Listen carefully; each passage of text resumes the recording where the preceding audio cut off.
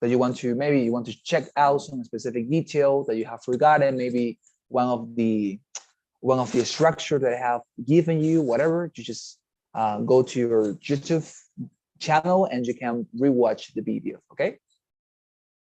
Wonderful. So now let's begin. Okay, I also want to make sure to do this. Just give me a second. Also here. Wonderful. So now let's begin with the fourth task of the speaking section. Let's go then. So as you can see here, I have prepared this presentation for you. And let's see what we have here. For example, this is speaking for fourth section is going to be the final task for the entire section. Remind that for the general time that you're going to have in order to complete this section in particular, it's going to be 15 minutes approximately, okay? So you're going to be doing this specific task at the minute 11, the minute 12. You're going to be finalizing the section with this specific task, okay? So in this specific task, the fourth one, you're going to be required to hear a lecture, and then you're going to give a short speech summarizing the main ideas of the lecture and the examples that are mentioned. Here is how the timing works. But before we get into the timing, let me tell you this.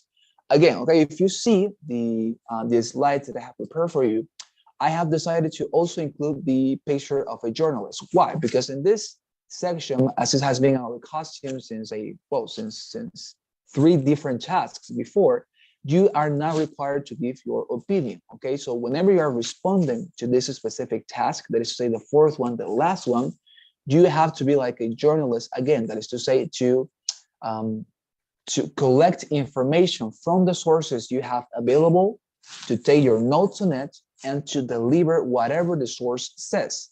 You don't have to specify, nor you don't have to state your opinion, or if you have, for example, a different opinion to the lecture in this case you're going to listen to. Imagine that you're somebody who believes that evolution is not something that actually happened. They say that the evolutionary theory is fallacious. Maybe you believe that, but nevertheless, the lecture that you're going to listen for the fourth task is about the evolutionary theory. It's a professor talking about how it said that Darwin discovered this, and how it said that natural selection works, etc. So in the response, you don't have to suggest that you believe this theory is not accurate, okay? And this is not the case for you to state your opinion. Simply, you have to attach yourself to the topic and to express and comment whatever the lecture said, okay? So please remind that.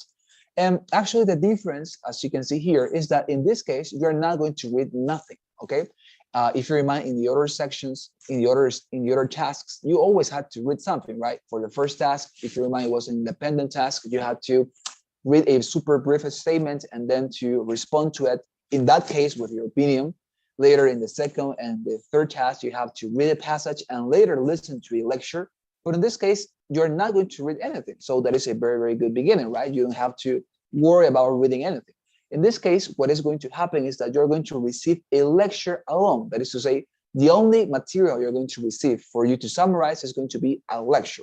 In this case, the clip or the audio clip is going to be about 2 minutes. It's going to be a little bit more larger, but nevertheless, not because it is larger, it means it is more difficult. It is going to be, I would say, in my experience, is the same level of difficulty than the other lectures you just listened to in the second and the third task, and the third task especially, okay? So it's not going to be something more difficult, but nevertheless, it's going to be about an academic subject, okay? It's not going to be about experiences on campus in the university. It's not going to be about, things that happen in the day-to-day life. No, it's going to be about an academic subject, okay? It could be about mathematics, biology, as I was saying, history, it could be about geography, a lot of things, okay? But it is going to be about an academic topic. So for those of you who are just getting into the reality, we are in the fourth task right now of the speaking section, which is the last one. And in this case, the only thing that you're going to have to do is to be like a journalist in the sense of collecting information from the lecture you're going to listen to and summarizing all the information to be found in that lecture. That is the only material you're going to receive for this section. You're just going to listen to a talk given by a professor of 2 minutes approximately about an academic subject, and then you just, as I said, give your response summarizing that specific lecture, okay? In this case, the preparation time is going to vary a little bit as well, because if you remind for the other sections you had, let me remind you, for example, for the third task, you had 30 minutes of preparation, right? For this time, you're just going to have 20, okay? As you can see here, the preparation time is going to be just 20 seconds, okay? So please have your precautions of that matter, because you're not going to have as much time you had previously in order to prepare your response, just 20 seconds. And in the case of the response, it's also 60 seconds, okay? That doesn't change, that doesn't vary. It's simply 1 minute in order to deliver your response, okay? So those are the timings you have to make sure to understand for this specific task, okay? So let's move on. As it is our tradition, you're gonna have the an example illustration that I have prepared by myself in order for you to understand how to respond. But before we do that, I want to refresh to those of you who have already listened to how to take notes on this section. And for those who are new in the classes, for those students who have not been, for example, in the listening section, this is going to be new for you. I'm going to give you some advices and some recommendations for you to take notes on this section. Because if you pay attention to what I was saying, given that you're not going to receive a reading passage, you're just going to be listening entirely for 2 minutes about an academic subject. And in this case, it's going to be super important for you to take notes. And not only to take notes, but to take notes efficiently, okay? And I'm going to give you some specific recommendations I have for you in order to know how to take these notes, as I said, efficiently and not to waste time maybe on important details, and to know what specific information to collect and to write down in your paper so that you can dispose of it when you want to prepare your response, okay? So please pay attention to this, how to take notes on this section. To begin with, don't forget that all the sheets of papers and pencils you will need to take your notes will be provided to you by your test center, okay? Remember that if you're taking the IVT version, you're gonna go to a test center, right? It can be any building or institution in your city. So you're gonna go to that test center and you don't have to bring with you any type of material, nor your notebook, no papers, no pencils, anything, because they're not even going to allow you to get in with those materials. They are going to basically they're going to confiscate every single one of those materials, and they are not going to allow you to get into with that, okay? So don't bring that with you. They are going to give you sheets of papers, they are going to give you pencils, they're going to give you pens, whatever you may need in order to perform for the specific section we are right now learning about. They are going to provide it to you, okay? So don't worry. If you're taking the home IBT edition, that is a little bit difficult, right? Because you're not going to go to a test center, so you're going to have the necessity to have your own material in order to take your notes. In this case, if you're planning to take the home IBT version, you have to provide yourself with the following options, okay? You can take your notes whether on a small desktop whiteboard with a erasable marker, or you can take it on a sheet of paper inside a transparent sheet protector, okay? With a erasable marker too. So in this case, you have to make sure that you have some sort of board, something to, a board that is of a surface, or, exactly that, with a surface that can be erased, something like, with erasable marker. And you have to make sure as well that you have this, this particular material as a sheet, or a sheet of paper within a transparent sheet protector, in order for you to take your notes there if you are taking the home IVT version, okay? If you notice, this is designed for you to not save, or not to, not to keep any single record of the material you're receiving for the speaking section, or for every other section you're going to be required to take your notes into, okay? So in this case, have your precautions there if you are taking the home IVT version. If you're taking the IVT version, don't worry, okay? It's just going to be a matter of going there with your knowledge, and they're going to provide you with everything, okay?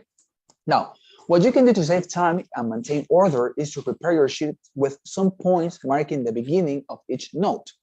Further, try not to be very extensive with any of your notes. Write down just general ideas as concisely as you can. You are not listening to write. You're writing to remind what you have listened. That is a very important distinction, okay?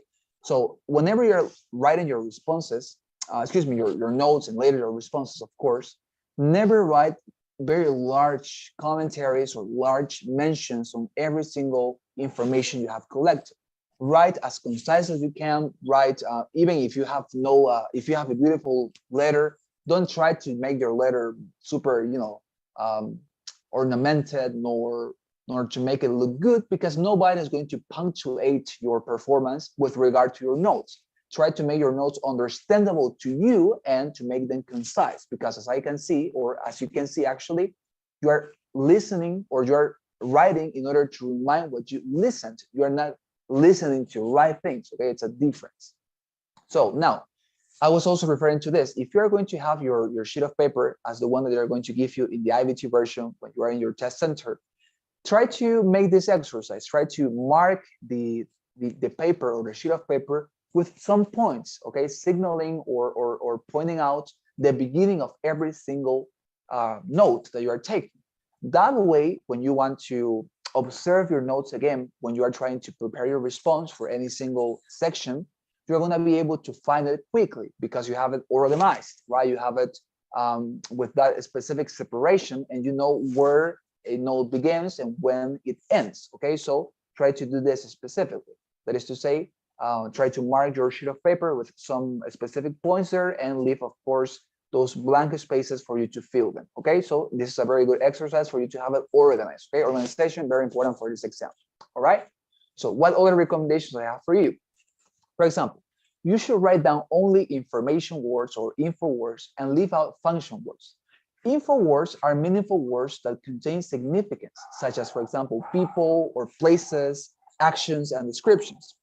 Function words are things like, for example, prepositions, articles, auxiliary verbs, modals, may, could, which provide almost no useful information about the material. Okay, for example, let's look at this illustration I have here on the right side of my screen. There is a sentence. It says, insomnia, a consistent difficulty in falling or staying asleep, is the most common of the sleep disorders, it says, right? So now, for example, how could you take a note on this specific sentence? Imagine that you're listening to this sentence on a lecture for the speaking section. How could you take notes on this specific sentence? Well, you could write something like insomnia common disorder. If you notice, those are the information words. Why? Because they are conveying you something, that insomnia, it's a common disorder, no more than it. You're not wasting your time with writing words like is, for example, with writing words like must, with writing words like, for example, a, right, or. You're simply writing those words which are informative, that is to say, that give you some sort of meaning, that they are reminding you of particular information, okay? For example, other could be chronic insomnia is almost always associated with feeling overtired and may be associated with symptoms of depression. How could you write down a note on this specific sentence? You could write something like chronic symptoms, overtired, depression. Okay, something like this allows you to remind that you're talking about chronic insomnia, and that there are symptoms of overtired people and that may be tending to depression. Okay, so as you can see, those are simply information words. You are dispensing with function words like is, for example, like with, like may, like and, like be, because they are not necessary for you to write nor to remind anything. Okay, so try to follow this specific suggestion. Try to write down only information words. And finally, try to write abbreviated words. Okay, you remember, for example, the difference between consonants and vowels? Vowels consist of the letters A, E, I, O, and U, right? And sometimes consonants. But here is the interesting part. Vowels are so common and so few, right? There are just a few vowels, right? Just 5. And they're so common that you can write down a word without any of its vowels and still understand the meaning. So my counsel generally, it's simply to write down abbreviated words. And how can you abbreviate them? Maybe you can dispense with the vowels. That is to say, you can obviate the vowels. You can write down the words without the vowels composing that specific word. For example, let's see some illustrations. Sleep, for example. Imagine that you have to take notes on the word sleep. You can write it down as SLP rather than writing the entire word with those 2 E's. It are presented, right, on that specific word. You can, for example, write symptoms like SMPTMS rather than writing the entire word with the Y, with the O's, stuff like that. Depression, DPRSM, whatever. So whenever you, for example, consider that you cannot understand a word without a vowel or without any specific letter, write it down with that vowel and that letter. It's okay. This is just simply a recommendation. If you can abbreviate your words as much as you can, that is what you have to do. That is the counsel there. Try to abbreviate words, not to write them completely, because remind, you're trying to write down your notes in order to remind what you listen. You're not listening to write down words. Okay, it's different, because if you were listening to write down words, maybe you will have to copy every single letter that you listen. But given that you are simply writing down your notes to remind what you listen, it's not necessary to have all the words, right? It's just necessary to remind specific information words, and you can also abbreviate them whenever you want to remind. Okay, so please consider this when taking your notes. Any question on this specific matter? Any question about, or any recommendation you may want me to give you about this specific part of how to take notes? Anything, please? Any question? Any hesitation? Yeah, Carlos, please. Teacher, this is not related to the speaking session, but back to the listening section. When you say that we need to take notes, I mean, are we going to have time at the end of the audio? I mean, they're gonna give you like 2 minutes or 3 in order to read the questions and then select the correct answer that we think there is. Or during during taking notes, we also need to be reading the questions and be responding. Well, for example, in the listening section, the way it works is that you listen, first of all, to your audio, and you have to take your notes. This is for the listening section, right? Please don't confuse the other students. Please don't get confused. With regard to the listening section, when you're listening, for example, a passage, and you have to, at that particular time, while you are listening, you have to take your notes, right? For example, the talk is about biology, so you are listening. It says biology is a subject with regard to living beings. Okay, so you write down living beings, biology, and you continue listening and you take your notes. After the passage has finished, you are immediately going to receive your questions. There's not going to be time, or there's not going to be an interlude of time between the passage and the questions. Okay, so the notes you take, you're going to take them while listening to the passage, that is to say, to the lecture or the conversation you're listening to in the listening section. And the responses, you have to also, well, you have to respond to the questions, and you can read of course, your notes while you are reading your question. That is to say, while your time is already being counted, and you have, for example, as I said, something like 12 or 13 seconds to respond every single question. Okay, so in those 13 or 10 seconds in order to respond the question, that is going to be your time to read your notes if you want. Okay, there's not going to be a separate time for you to read and then to respond. You have to, well, by practice and by trying to get used to it, you have to listen to the question, read super rapidly as fast as you can, review your notes, and respond at the same time. Everything is at the same time. Okay, so you have to, as I say, that's the reason why it's super important to have it organized. That is to say, to prepare something like this, because if you have it organized, you know exactly where you write down, or where you wrote down about a specific topic. So you go immediately to there, and you go immediately there, and you find it. Okay, so with regard to the question, there is no time. There's no separate time for writing down the notes, nor for reading them. It is everything while receiving the material and while receiving the questions. Is it? Sure. Okay, wonderful, Carlos. Any other question you may have? Any other question? Okay, wonderful. So no questions. So remind, try to write down your notes as concise as you can. Try to abbreviate words. Try to have it organized. To have it organized, and then you're gonna have a very good experience with notes, because otherwise you're gonna have a chaos on your paper, and also you are going to have you're going to concentrate more on writing the notes rather than responding or paying attention to the material. That is what you should do, right? As I say, this is a matter of, or this is a device or a means in order to remind, no more than that. Okay, you're not going to be evaluated on the notes themselves. Okay, so don't pay attention to the notes very much. It's just advice for you to remind. Wonderful. So now let's go to the examples of the fourth task of the speaking section. Let's listen to this lecture here, and then we're going to listen to a response that I recorded myself. Okay, so let's go to this example here in this website. Let me show you. Okay, here. So please listen with me. Also, take your notes on this specific lecture. If you have your piece of paper, grab it, and also please grab some pencil and try to apply the suggestions that I have already mentioned to you. Okay, try to abbreviate words and try to have them organized. Okay, so please let's listen to the talk. Now listen to part of a lecture from an economics class. You're able to listen, right? Could somebody confirm me? Yes, teacher. Okay, wonderful. Thank you, Miguel. So please, now let's listen to the talk.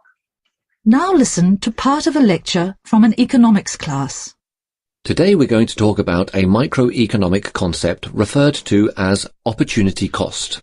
This concept speaks about the potential loss or gain from potential alternatives when one choice or course of action is taken over others. In its simplest form, the opportunity cost is the loss of the benefit that would have been enjoyed had a particular choice not been taken. This feeds back into the concept of scarcity that we discussed in the previous class. The idea that resources, such as time or money, are finite, and therefore choosing one thing often means not choosing something else. All of you guys are familiar with this concept. It applies to our daily lives as well. When we're selecting a movie to watch, say, the opportunity cost is whatever else we could have done during those 2 hours. As students, many of you could have used those 2 hours to do further study for your exams, say, or worked a couple of hours at a shop. You could even have watched another movie. I'm sure all of you have watched films before and thought, what a stinker. So, how does this relate to business? Well, businesses have 2 types of costs: explicit costs and implicit costs. Let's imagine, for instance, that a company needs to buy $200 of office supplies and sends one of its workers out to procure them.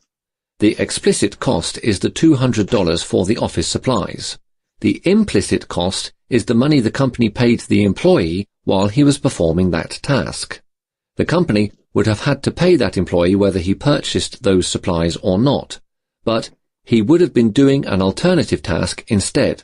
Therefore, this activity has implicit costs of both time and money.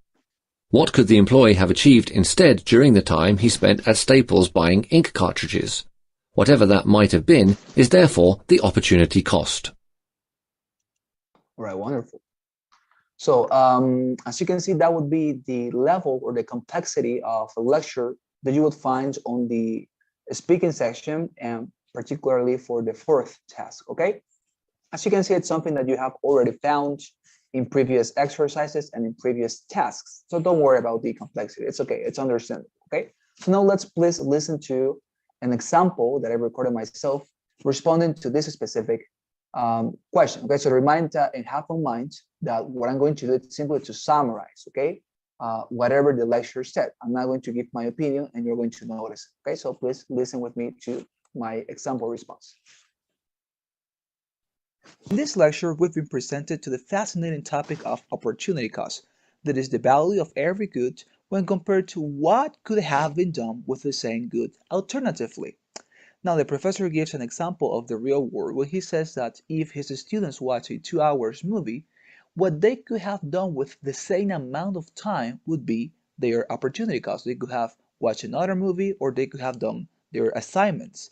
Moving this into the business world, the professor says that companies have 2 types of costs, that is to say, the explicit ones and the implicit ones. If a company requires its employee to go and get a $300 supply, those $300 would be the explicit cost, but those $200 that the company may pay its employee to go and get them would be the implicit ones. And this would be also opportunity cost because they have to consider what that is a specific employee could have done for the same amount of money. Wonderful. So as you can see, that is an illustration, a pretty good illustration, I would say, of how you have to respond to this specific task. As you can see, I just attach myself and I just refrain myself from giving my opinion, and I just perform this specific task with all the details and with all the data presented in the lecture. Okay, so now, before we get into another example, let's see some recommendations I have for you in order to take this specific task, okay? So for example, for this section, we're going to receive a lot of information, okay? A lot of information and scientific data. Therefore, your minute is maybe not going to be sufficient for you to include it all. That is why you must be very, very savvy to include just that information that stands as the central points made in the lecture. The way that you're going to identify this elementary points is by looking at the following traits. Okay, so before I get into this, as you can see, as you could perceive, I think, the lecture in this case for our example was very long. It was a little bit more of 2 minutes. And it also contained a lot of information, right, about economics and about how this opportunity costs worked. And the professor gave a very, very long example. So I was not able, of course, to implement every single one of these points. So this is going to happen for every single lecture you're going to listen to. You're not going to be able to include everything on the 1 minute you have in order for you to, well, to respond, right? So you have to make sure to choose what are those specific points that represent the central information of the lecture, and to include those points in the response, not those contingent or secondary points that, although they are useful, of course, not for, there is a reason why the professor includes that into the lecture, but nevertheless, in your situation, you're not able to mention everything, okay? So you have to choose what is that information that with priority you have to include. Now, the way you're going to identify those elementary points is by looking at the following traits, okay? So let's listen to this. For example, the first thing you have to look for is how much time the professor actually spends on the specific topic. If the professor spends little time, then you can dispense with it. That is to say, for example, imagine that the professor, well, look into our example, right? The professor mentioned when he was talking about how if his students were watching a movie, right, of 2 hours duration, they could have done something different in those 2 hours. And he mentioned a lot of examples of things that they could have done, but I only mentioned 2 of them: watching other movie and also it was doing their assignments. So I could have mentioned more, but nevertheless, I knew that in order to give the illustration the professor tried to make, I just needed to mention a few examples. So I move on. So if you see that the professor does not spend so much time on a specific topic, you can dispense with it and continue, okay? So those topics or those specific points that the professor emphasized a lot with a long, long time spent on those specific topics, those are the important ones. Those are the central points.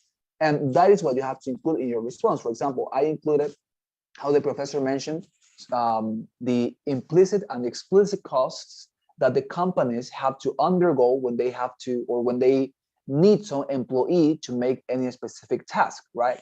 So, for example, I spent a considerable amount of time in discussing that specific topic in my response. I talked about how so that explicit and implicit costs influence the opportunity cost that a company may undergo when deciding what to assign to every specific employee. So that is the criteria you should follow. Now, secondly, what other specific, let's say, trait you should look for in order to determine what to include? This is my second recommendation. How much you can understand the lecture without a specific topic. Namely, if you still manage to grasp the entireness of the lecture without a specific topic, then you should discard it. For example, as I said, the professor, when he was talking about how his students could have watched another or could have done other activities in those 2 hours of duration that they spent in watching a movie, I didn't mention all the examples that the professor gave. I just mentioned 2 of them. Why? Because I knew that my reviewer and actually myself was able to understand the entireness of the illustration and of the lecture without those particular examples. So if you notice and if you detect one specific topic or point that you could dispense with, in the sense that if you don't include that specific point in your response, you can still make your reviewer understand the topic of the lecture, then you can dispense with it. That is to say, you can obviate it, you can discard it, you can decide not to include it, okay? So those are my recommendations for you to identify those elementary points you should include in your specific response, okay? So please consider this, okay? Is there any question with regard to this recommendation? Anything? Okay, so the third one, as this will be a long response about a single topic, okay, this is very important because if you remind, for the other tasks, you had two different information sources in order for you to comment about. You had a reading passage and you had a listening passage. In this case, all your minute is going to be about the listening passage, that is to say, the lecture given by this professor. So try to include varied intonation, throughout your response for you to make it interesting to your reviewer. What do I mean by this? If you pay attention to my response, I was always trying to vary my intonation and my emphasis in words. For example, I always said like something like, cost opportunities are the following, and this, and this. I mean, trying to, modulate and to make my intonation different in every single part of my response. By doing this, you will keep him always concentrated and transmit him the feeling that you would be able to be a great expositor in a university. Remind that every single task in this speaking section is designed for the reviewers to understand how well you could perform in a university level. So imagine that this task is more or less something that would happen if you were having some course in, let's say you go to Harvard, right? So you go to Harvard, you receive your class, and then your professor says, now I want you to make an exposition about this topic that I have just commented. Go to the front of the class and please deliver your exposition. That is what they are trying to test in this specific task. They are trying to measure how well could you expose a topic in a class. So when you are trying to deliver in a speech like that, right, you're always trying to change your intonation. Why? Because you want to make your public, the people who is listening to you, interested in the topic you are discussing. So you have to do exactly the same. As this is going to be 1 minute straight for just one specific topic, try to make it vary in your intonation. Try to make emphasis on some words, try to make pauses sometimes, whatever you can do in order to have your viewer concentrated, okay? And not to distract it, because, well, of course, he is a person. And if you just use a super, low and stable tone of voice, like, for example, the lecturer said that they are talking about opportunity costs, and opportunity costs are the following and the following. If you speak like that, you're going to make him bored.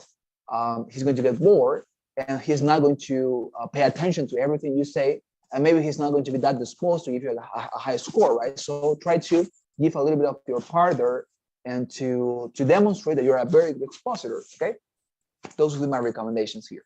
All right. So now let's listen to another example before I get into the, no, actually, let's get into the structure so that you can see how it's that I use it. Okay, the structure here that you should follow in order to respond, it's super simple because it simply has one introductory phrase, and then you simply have to summarize the lecture as you consider to be appropriate. Okay, for example, you have to begin by saying, in this lecture, we've been presented to the fascinating topic of, and then you say, right, in my case, it was opportunity costs, right? So why I said that I include this word, fascinating topic? Because, well, I think it's appropriate to demonstrate to your reviewer that you are able to have sympathy towards the topic that you are receiving, because maybe some people are like, when they receive, for example, if you like mathematics and if you receive something with regard to economics, maybe you simply dislike the subject, and you just offer a super, an interesting and passionate response.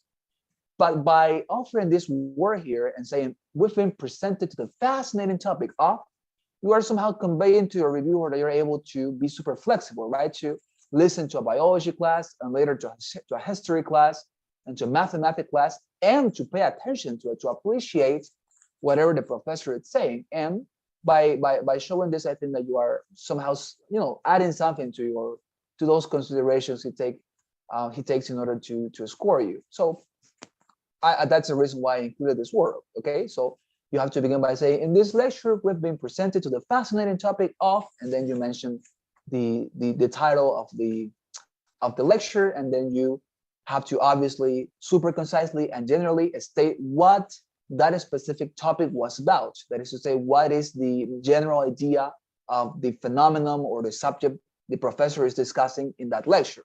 You say, for example, in this case, in this lecture, we've been presented to the fascinating topic of opportunity costs. Opportunity costs are simply those values that you can have utilized differently for resources when they have some alternative uses. Okay, that is what I said, right? So you have to summarize it super concisely there. After you say this, you just move on, right? Furthermore, the professor said this and this and this. So you have to make the first lecture's point and the illustration. This is something very important. You're going to notice that every single time the professor talks about a topic or a point in his lecture, he always mentions an illustration in order for his students to understand what he's talking about. So for example, if you remember when he mentioned what opportunity costs were, he also gave an illustration of how, for example, when their students or when his students watch a 2 hours movie, they could have utilized those 2 hours differently. They could have done their assignments, they could have worked on a presentation, whatever. So he's trying to make this illustration for his students to understand. So you have to always mention that illustration. Mention the point, that is to say, what are opportunity funds, and then mention the illustration also. How is it that the professor is trying to make a real world illustration or example or instance for his students to understand that point? Okay, so always mention illustration. Obviously, you're not going to spend a long time on it, as I did, right? I didn't spend a long time speaking about those 2 hours that his students could have spent differently, but I mentioned it super concisely, super rapidly, but I mentioned it because I want my reviewer to understand that I do pay attention to examples, that I am paying attention to the entire lecture. Okay, so you have to mention first lecture's point and illustration. After you finish that, second lecture's point and illustration. For example, the second point in the illustration we listened to was how, for example, in the case of companies, they have two different types of costs. They have, first of all, they have, I think it was something like extrinsic and no, it was external and internal costs, right? So when they mention external costs, they mention, for example, how if they want some employee to go and get $300 in material, the direct cost would be those $300. But nevertheless, and I continue, right? So he also gave an illustration in order to make his students understand the point of external and internal costs. So mention that illustration. And if there is a third lecture's point, mention it. And if there is an illustration for that point, mention it. Okay, so that is what you have to do. I'm not trying to give you here a very definite structure because this is going to vary a lot. But what you have to do is begin by saying that phrase in this lecture, we've been presented to the fascinating topic of, you continue, you state super clearly the general topic of the lecture, and then you move on. The first point was this, the illustration was this, second point was this, the illustration was this, and that's it. Okay, so now let's listen to another example, and then you're going to understand way more clearly. Let's listen, please, to this lecture. Let's continue our discussion of animal adaptations by talking about special features that make it possible for certain fish to survive in the deepest part of the ocean, a place where almost no light reaches. Specifically, I'm going to talk about two very different features. All right, to start with, some deep sea fish have large tube-shaped eyes that always point upwards. One such species is known as the spookfish.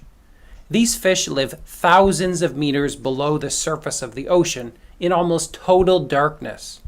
However, since their unique eyes point upward at all times, they have the ability to spot the faint outlines of fish swimming above them in parts of the ocean where a little light can reach.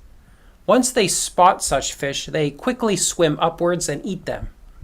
I should also mention that their eyes are really huge, so they are able to detect even extremely tiny fish passing above. Next up is a type of fish that is able to create its own light. The lanternfish has a series of tiny organs throughout its body that give off light thanks to a chemical process called bioluminescence. Actually, this is the same chemical reaction that many different sea and land animals use to produce light.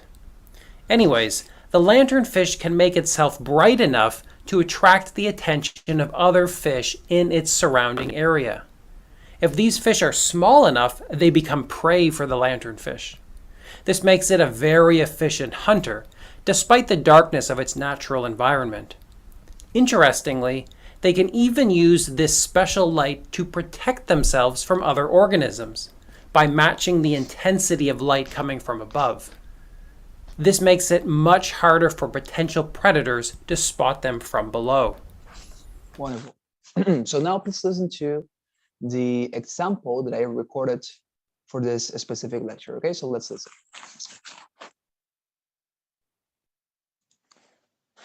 In this lecture, we've been presented to the fascinating topic of features helping fishes to survive deep in the ocean's darkness.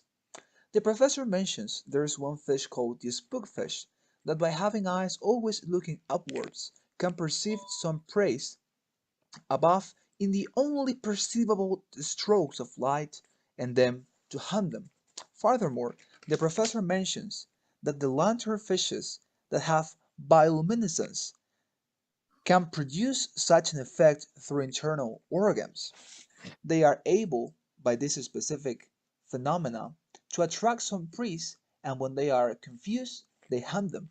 They also can protect themselves by the same mechanism by matching the brightness of the environment and thus confusing those predators that are trying to hunt them. Wonderful. That's it. Okay, so in this case, I didn't use the entireness of my minute. It is fine if there's not a lot of information, right? In this case, there was not a lot of information. It was just super basic. It was just about two fishes, how the first fish is always looking upwards, and because he always has his eyes looking upwards, he's able to catch the movements and those specific changes in the environment provoked by some fishes, right? He goes and hunt them. It was the same case for those older fishes, the lanternfishes, how they produce this light by bioluminescence. Easy, right? So as you can see, I just followed my pattern here. I began by saying in this lecture we presented to the fascinating topic of, and in this case the lecture didn't have like a title in itself, so I just tried to summarize it super concisely, right? The fascinating topic of some characteristics of features of fishes that allow them to survive in the darkness of the ocean, right? Easy. So I move on to the first lecture's point, was that there is a specific fish, the spookfish, that has the capacity to hunt fishes by having this super upward eyes, right, looking upward. So I mentioned that, and I also gave the illustration, right, that when there is a fish coming above them, they are able to catch that variation and they go and hunt them, okay? And I move on to the lanternfish too. I mentioned how so that they produce this by some internal organs, some light, and they're able to attract fishes, they hunt them, and they are also able to protect themselves from other predators by simply measuring or, matching the environment or brightness at that specific time, right? So I exactly follow the pattern. First lecture's point, illustration, and second lecture's point and illustration. And if there's a third one, that it wasn't the case in this time, you just mentioned, but in this case, I didn't do it because there was no such a third point, okay? This is the pattern you have to follow, and this is exactly what you have to do in order for you to perform very good in this section. Any question, please? Any hesitation you may have? Jali, please.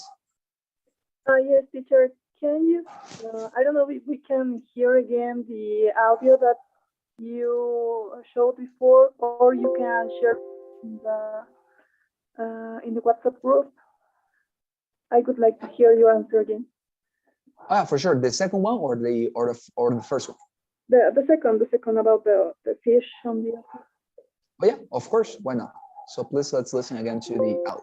It's just 1 minute, so let's go. In this lecture, we've been presented to the fascinating topic of features helping fishes to survive deep in the ocean's darkness. The professor mentions there is one fish called the spookfish that by having eyes always looking upwards can perceive some prey above in the only perceivable strokes of light and then to hunt them. Furthermore, the professor mentions that the lanternfishes that have bioluminescence can produce such an effect through internal organs. They are able, by this specific phenomena, to attract some prey, and when they are confused, they hunt them. They also can protect themselves by the same mechanism by matching the brightness of the environment and thus confusing those predators that are trying to hunt them.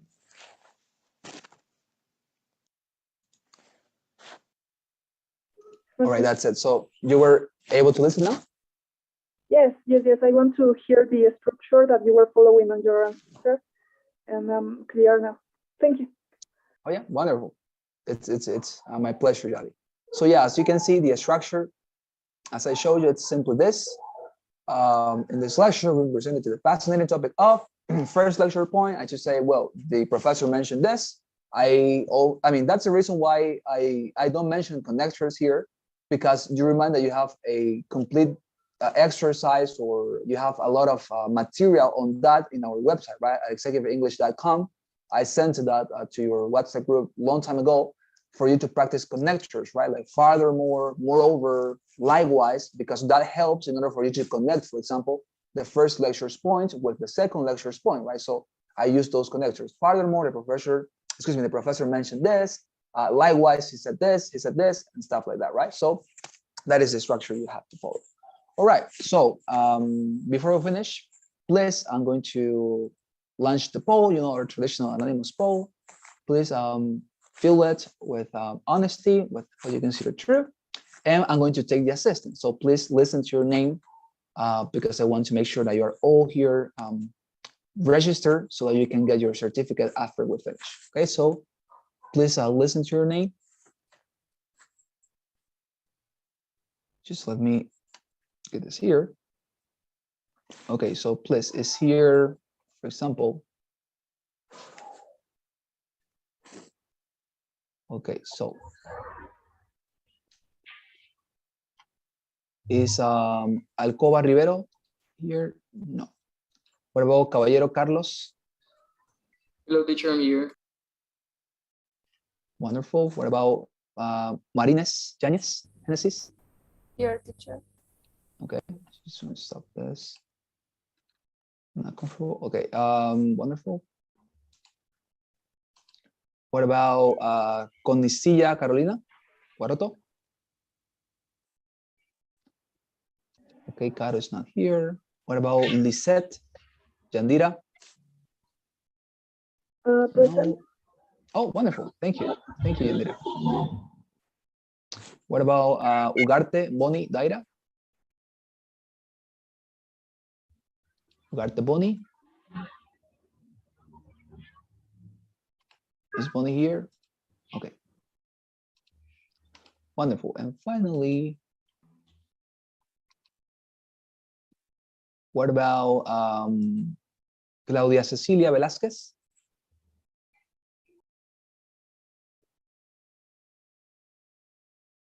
No, not here.